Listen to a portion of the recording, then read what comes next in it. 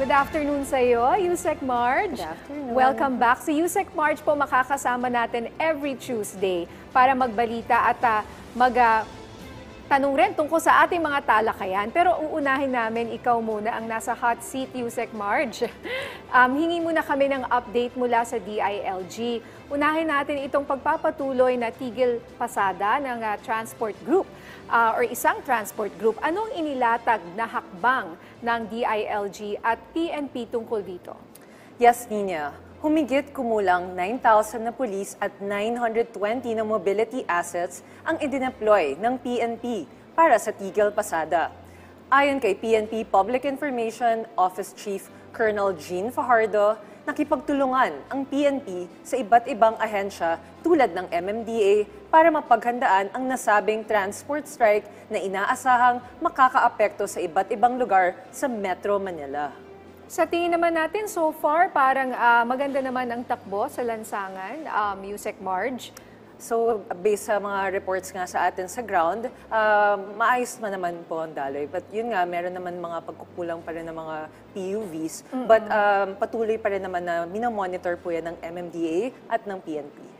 Yes, maganda yan, no? Lalo na dun sa mga parts na may balita kasi, no? Tatanungin natin mamaya yung guest rin natin. May mga nagsa-strike rin na minsan gustong idama yung mga ayaw sumali kasi gustong maghanap buhay. Nga eh. Kaya sana mabantayan rin yun kasi yung iba ay pinapara daw sa gitna ng kalsada. Dapat ma-check yan at ma-monitor. At kung totoo man, ay dapat maayos natin yan. Yes. Okay, ito naman magandang balita tungkol sa update natin sa Subay Bayani Awards ng DILG, Yusek Marge.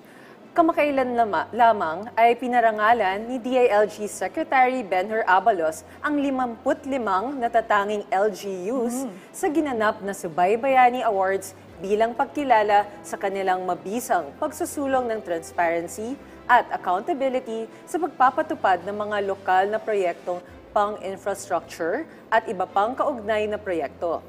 Sa pamamagitan ng Subaybayan Portal, mas madaling masusuri ng publiko ang mga importanteng impormasyon ukol sa mga proyekto ng DILG at masisiguro na maayos at mabilis na implementasyon ang mga ito. Maganda yan, ano, na nabibigyan sila ng recognition, lalo na yung mga LGU na that are doing well and are being transparent. Maganda rin katuwang dyan kasi kahapon naman, Yusek Marge, yung ARTA ang kasama natin at meron silang ginagawa ngayong parang report card survey. I know. So, kasi ang ARTA naman ang naatasan rin mag-monitor ng mga programs and projects na ini-implement ng mga agencies. In fact, katuwang rin namin ang ARTA sa mga proyekto ho ng DILG.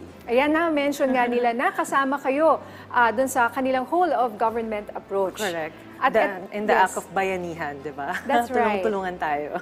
O eto, sana nakasama pala ako dito, no? Nagkaroon ng Bida Fun Run sa Quezon City recently, Yusek Marge. Yes. So that was nung Sunday. So sa pangunguna ni Quezon City Vice Mayor Gian Soto at sa tulong ng DILG at Dangerous Drugs Board o DDB, naging isang malaking tagumpay ang pagdaraos ng Buhay ay Ingatan, Droga ay Ayawan o Bida Fun Run sa Quezon City Memorial Circle noong Linggo, November 19.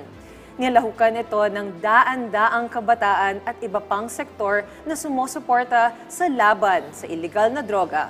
Ipinahayag din ni Vice Mayor Soto ang kanyang galak at pasasalamat sa mainit na pagtangkilik ng kabataan sa nasabing proyekto laban sa iligal na droga.